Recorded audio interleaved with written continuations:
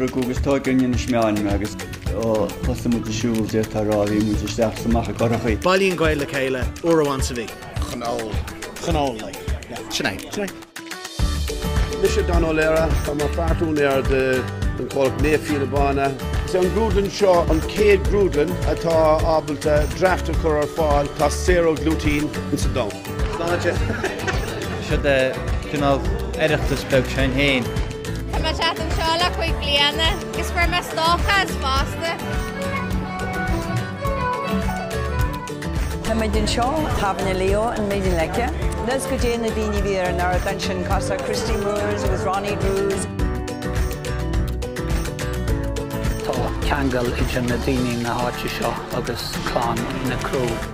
Well háid an tuchláistíide, díochas mud an daingen na cúna chiirí, an céad dát a hagann den ticseo ná 60 Tá sé anhá agus bíon crack a gin, like agus cup on cafe agus just chat. Smáil duna ó crám. Bhfuil go child Craig le na héanaid.